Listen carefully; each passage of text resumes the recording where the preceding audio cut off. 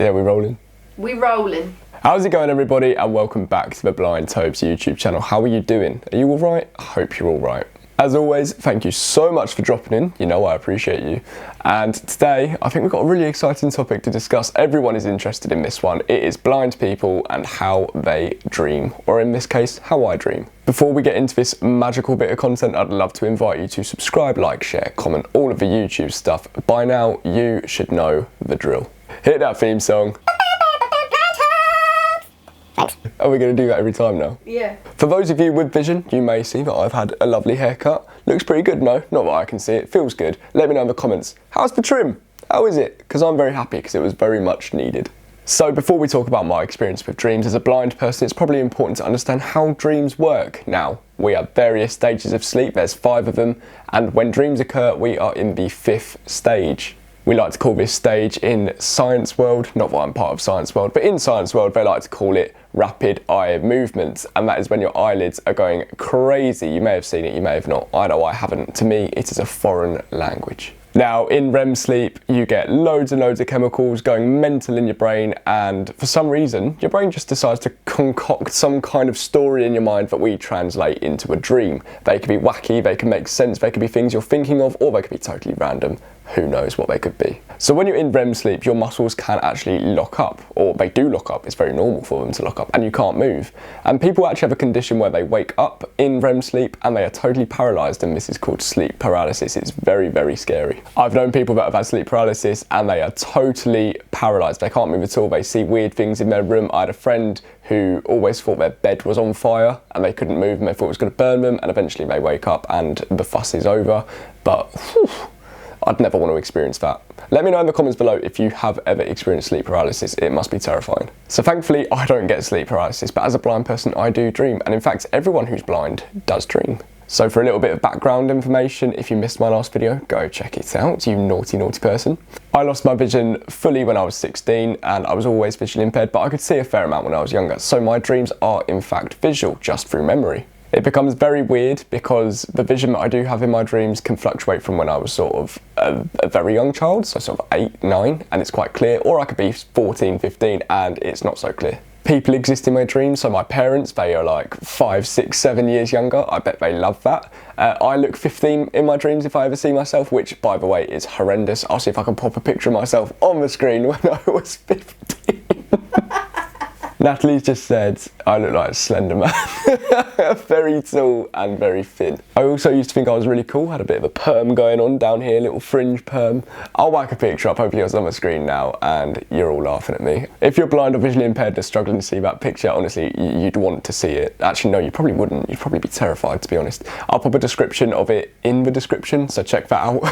Funnily enough, in my dreams as well, I do actually see in colour most of the time. Sometimes I don't, but most of the time I do. Now, for those of you who don't know, I've been colourblind for a good 10 years now. I lost that before my vision started to go very quickly. So it's very weird that sometimes I do get to see in colour. As you can imagine, it's really odd to be able to see again in your dreams, but I'm not really aware that it's a dream when I'm in it, so I don't think to myself, oh, blind man can see, this is weird. It's more just an experience. As well as visual dreams, I can just have dreams where there's no vision. Like now, I just have light perception, so I might see some lights, or I might just see nothing. And that's just a reflection of my day-to-day life. Your dreams are a reflection of your life. My dreams are normally a reflection of mine. For me though, even crazier than the visual aspect of a dream is the sensory aspect of a dream. Oh my God, it can go crazy. So often in my dreams, it is sensory overload. Sounds, smells, tastes, sensations. Oh, it can go crazy. It's really overwhelming actually. I call them super sensory dreams.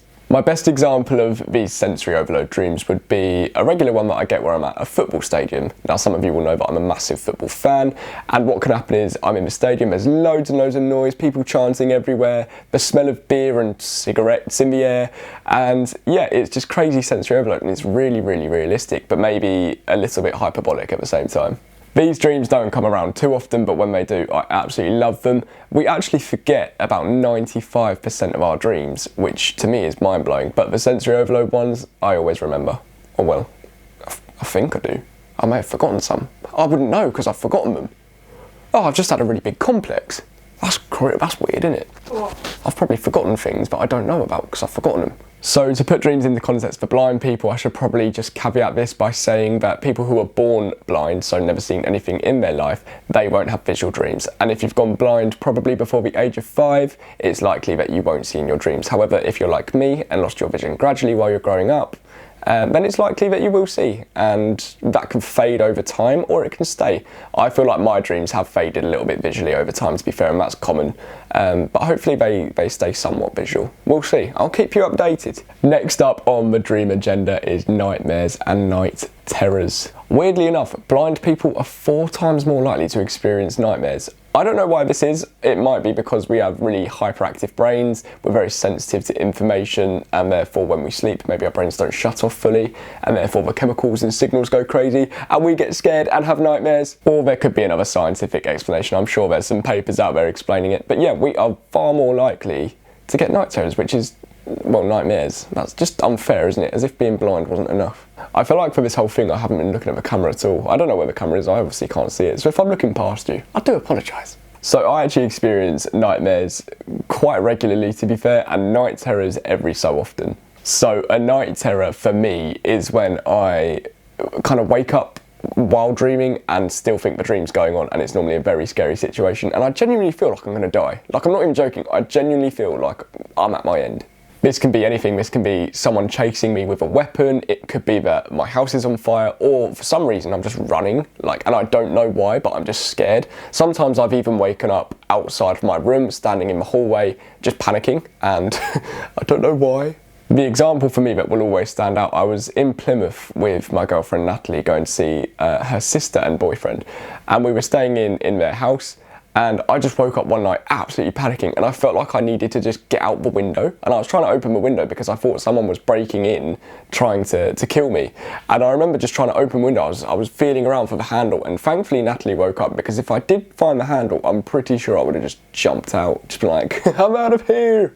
I'd love to know why this is. If anyone has any kind of information on why blind people get so scared at night, you'd think we'd be alright because we're in the dark and everyone else is in the dark and we're just used to it, but nope. Terrified, mate. Absolutely terrified. Let me know in the comments if you have any information. I also sleepwalk a lot. I don't know if this is blind related or not, but I do get up out of bed, go for a little walk. I like to go in the wardrobes quite a lot, have a feel around. I like to walk into the bathroom and not use it for any particular reason and just go back to bed. What's the point? Why do I do it? Who knows? I don't know if that's blind related or it's just because I'm a bit of an idiot, but either way. I guess naturally the question that you guys would be asking, and I do get asked this a lot, is how does dreaming make you feel? It must be weird because you live your life without vision and you live as a blind person, and then all of a sudden at night you can transform back into someone who can see again. How does that make you feel? Now for me, as I said earlier in the video, you don't really recognise that you're having a visual dream while in it. It's more something you remember in the morning. I have woken up and been a bit sad in the morning because I've seen relatives and friends that obviously I haven't been able to see in years, sometimes even relatives that have passed away, and that's made me quite happy and also obviously very sad at the same time. It's a very weird one. I enjoy visual dreams, whatever the context is, whether they're a bit scary because it gives me a bit of a thrill, or if they're just naturally happy, that obviously gives me a bit of a buzz as well. I mean, I know a lot of people hate the visual dreams because it just brings back memories of seeing, and that's very upsetting, but for me, I love them, I endorse them, I embrace them. Bring all the visual dreams. I'd love to know how many dreams I actually have a night. I'm sure there's some kind of way of measuring that. But it's always interested me, dreams. I get asked a hell of a lot of questions about dreams, so if you have any more, drop them in the comments and maybe we can do a part 2. I can give more examples or even do stuff like write a dream diary and we can sit down and go through it, because I reckon that would be absolutely hilarious. However guys, for now I reckon that wraps up the video. Thank you so much for watching. If you've made it this far, I'm sure you're sick of me as always. But a little gentle reminder, hit that subscribe button, like, share, comment, all the YouTube stuff. I bang on about it, but it means so much to me, just like you do. Stop flirting with them. As always, take care of yourselves, stay safe, and I will see you in the next one. Comment below what video do you want to see next. Bye guys.